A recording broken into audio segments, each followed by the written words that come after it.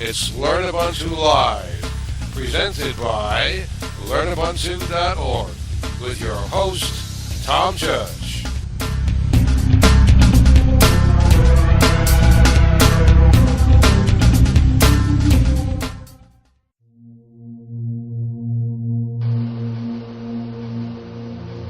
A presentation on basic TCP/IP concepts for beginners. There is one chapter in our course, Internet Fundamentals, and this is the companion presentation to go with that chapter. It would be good for students to watch this presentation before taking that chapter, as it will provide you an overview of what to expect in the chapter on TCP/IP. It is a basic chapter because you are still beginners. So, let's take a look.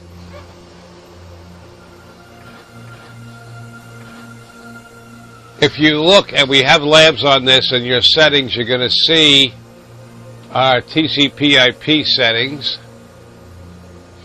And throughout the labs in this course, by the way, we encourage you to look but do not touch, especially if you're a newbie. So, as I always say, a word to the wise. All right. But here we see it. An IP address. In this case, it's 10.0.2.15 as a broadcast address, as a subnet mask, as a default route, and 2 DNS servers. And if you're new, you have no idea what any of that means, and that is the purpose of this presentation and this chapter, to get you to understand at least the basics of how TCP/IP works. Now, we showed you, we mentioned in our last presentation on the history of the Internet. These are the gentlemen that are responsible for making TCP/IP become a reality for us. Mr. Cerf, Mr. Khan, Mr. Dalal, and Mr. Sunshine. These are the guys that made TCP/IP, and you may also remember in the history course we mentioned that in 1983, the Secretary of Defense mandated that TCP/IP be the default, de facto network protocol for the Internet. So now it's time for us to learn a little something about TCP/IP, isn't it? So, first thing you may notice is we have non-routable IP addresses, and we should be aware of those. And in fact, if you're using a router or you're on a network, chances are you have a non-routable IP address, which means nobody from the Internet, in theory, can get directly to that address. In a way, it protects us, and it's nice. And they're for use behind routers that do a thing called NAT, or Network Address Translation. Now, that topic is a little beyond this course. However, I always should be aware that it exists. Okay? So, these are the groups of non-routable IP addresses, 10.0.0.0 through 10.255.255.255, 172.16.0.0 through 172.31.255.255. And the most common ones that you'll see in most SOHO and home office routers is 192.168.0.0 or up to 192.168.255.255. These will never be found on the Internet as a real IP address. They are only meant for working behind routers.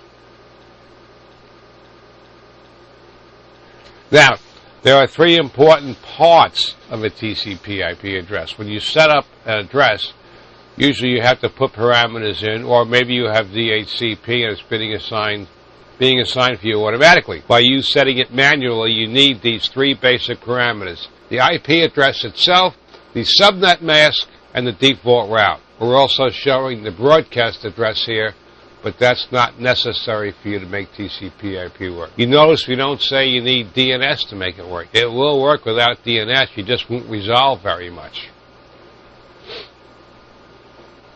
This is the TCP/IP network stack. We call it a stack because information tends to flow from the top to the bottom. It's a 4-layer model as opposed to the 7-layer model that you may have been familiar with. The top stack is the application. Under that, transport, then internet, and then link, which is similar to the physical layer in the 7-layer model. So we should be aware that this exists. Sometimes people will say it's a layer 1 problem, a layer 2 problem, whatever. At least you know what they're talking about. Now, each IP address has 2 parts, although you can't see it by looking at it. The first part is the network address, and the second part is the host address. And the only way you can tell the network address from the host address is by combining that with the subnet mask, and we're going to have a little more on that coming up shortly. In order to do that, we have to understand just a little bit about binary. Now, here's where people start to run away, run away, run away, don't stop running. You don't have to do that because we're going to show you in the labs how to use the calc application to convert between binary and decimal. And that makes life a whole lot easier. Let me tell you, I can do it by hand. I can do it with a pencil and paper. I use the calculator. You do whatever you want. You want to impress somebody, do it in your head, all right? But meanwhile, each of those numbers, and we call them octets in the address. It's like 192.168. Each of those, the 192 is an octet, the 168 is an octet. Each one of those is a decimal number that represents a binary 8-bit number, or a byte. And the way we determine the value, and the way to understand TCP/IP is to look at some of the addresses in binary, and we show you a little bit about that in the lab exercises for this chapter. Now here we're showing you an example. The way binary works, the most significant bit on the left, if it's a 0, its value is 0. If it's a 1, its value is 128. The second most significant bit has a value of 64 or 0. Excuse me. The third one, 32 or 0, then 16 or 0, 8 or 0, 4 or 0, 2 or 0, or 1 or 0. And by setting these bits, we can make any number between 0 and 255. Remember, each octet is between 0 and 255.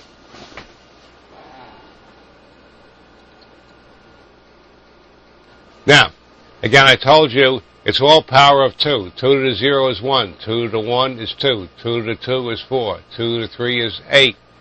2 to the 3 is 2, times 2 is 4, times 2 is 8. So you raise the power 3 times. This is all great. What I'm going to show you is a calculator in the labs, and you won't even bother with this anymore.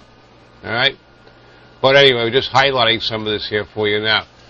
This is not meant to replace the labs or any of the course material. It's just meant to give you an overview.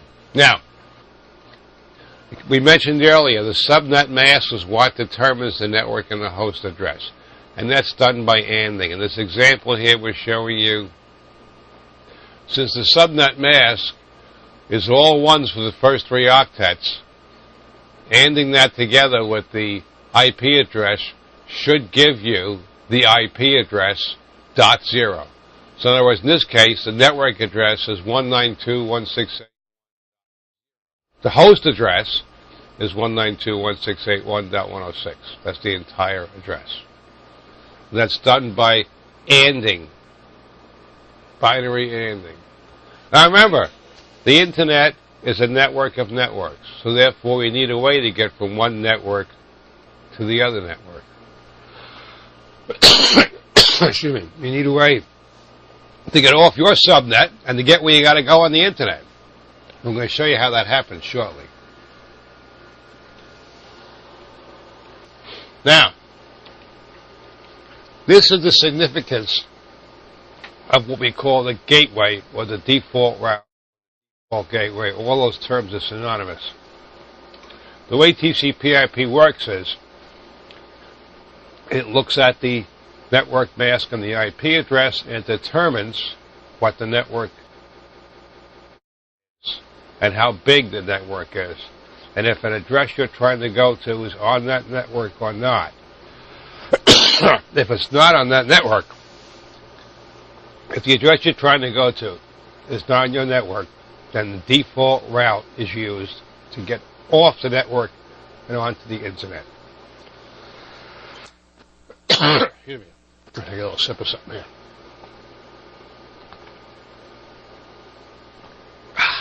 That's better.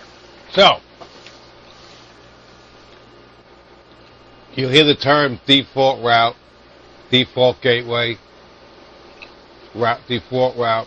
They're all pretty much synonymous. So, here's a little illustration that shows pretty much what you might have.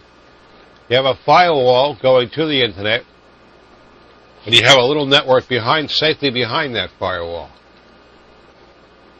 So, in determining how to get there, the first part of the question will be determine how large is the local subnet. You need to know how large it is so that TCP/IP can figure out if the host that you're trying to get to is on that subnet or not. And if it's not on that subnet, then we'll figure that out via the network mask and comparing it to the IP address. You'll then say, well, we're trying to go someplace that's not in this network. Guess what? You got to go out to the default gateway and look for it. And the same principle, by the way, is used to get from point to point or network to network throughout the internet. So in the first lab exercise, we introduced you to some tools on the GNOME desktop to look at your network settings. And again, we strongly suggest, especially if you're new to this, you just look but do not touch or change. Now, if you're using the dash home, what you want to find is network tools, not the network settings in the settings. That's not going to help you much for this exercise. You want the network tools. And what both of these, both the GNOME and the newer desktop, these network tools give you a GUI interface for some common TCP/IP tools. And we'll show you what they are. So, we can use the GUI, or we can also use a CLI, command line interface, in a terminal to view IP settings. And here we show you the ifconfig command and the results you get from that. And you can see that the same as you would get with the GUI interface. So you have a choice. We suggest you learn the command line tools because as an administrator, if you ever have hopes of being an administrator or a web manager or a web administrator, you'll need to be doing some stuff on the command line. So try not to shy away from this. We also show you in the first lab exercise a little bit about the route command. Route command is very handy in TCP/IP troubleshooting, and it shows you your little network. In that chart there, it shows you the network. It's 10.0.2.0, and if you notice, the default route, which is called 0000. 0.0.0.0 generally is like a wild card. It means any address.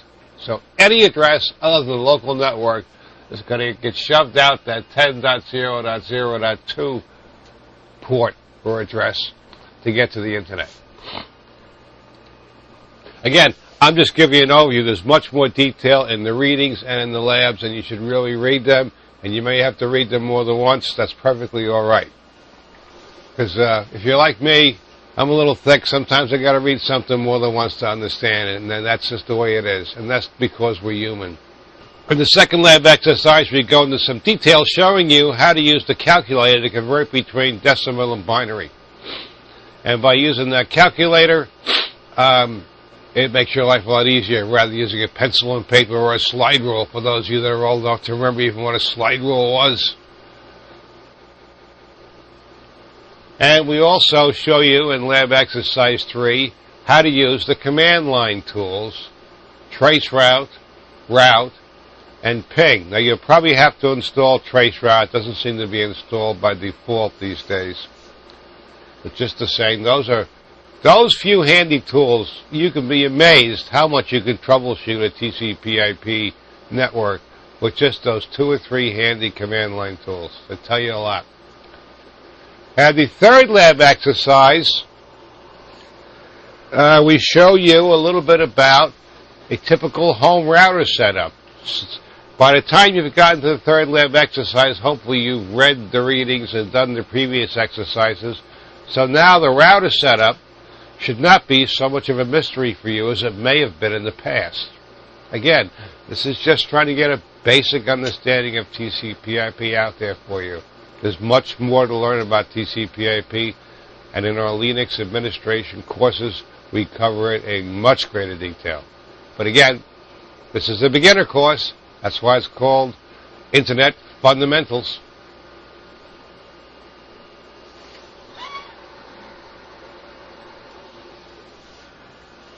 So we mentioned the private IP addresses. We mentioned the private IP addresses before. And here's, the analogies. Here is a little illustration that shows a little Soho router and a few machines on a local LAN getting to the internet. And all that stuff on that local LAN is using private IP addresses. They're not using real internet addresses. And here's a list to reiterate again the range of private IP addresses. And if you notice, okay, in this case we're showing you private IP addresses, but we're also showing you the network class. There are network classes, A, B, and C. The most common you run into is C. Most of your Soho networks are going to be a class C, which means the first 3 octets are going to be the network address, and the last octet is added along with that to make the host address. The class B, it's split right in the middle. For the class A, only the first octet makes up the network addresses. There's very few class A subnets being used. Usually the subnets are divided down to make smaller nets. That's much more common. What would you do with a network with 16 million hosts on it anyway? That's like silly. Okay? So you find that mostly you'll find A and B classes are assigned by the Internet Engineering Task Force to people, and then it's up to their administrators to subnet those down to more usable, more bite-sized chunks of TCP/IP networking. And here's some common networking hardware you will probably run into. We show a Wi-Fi router here. Here's a Wi-Fi router. Here is a standard Ethernet card that's meant to be plugged directly into a Cat5 cable. Here's a PCMCIA card. If you have an older laptop, you may have to use one of these to get Wi-Fi. Or you may have a little USB adapter like this one here. And here is a card for a workstation that plugs into a PCI slot and gives the workstation a Wi-Fi capability. And here's a little Wi-Fi to Ethernet adapter where it works on Wi-Fi. You plug an Ethernet cable from there into your workstation. These are the most common types of networking hardware you run into. Now it's important, as you see, it's important to understand this basic concept of how things work behind a firewall, how TCP/IP works, etc.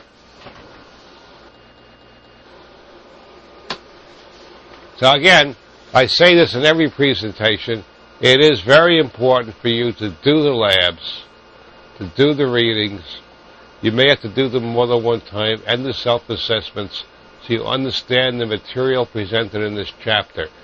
Each chapter provides a foundation for the following chapter, so you really need to fully understand a chapter before you move on. We hope you enjoyed this presentation and come back for more at learnubuntu.org.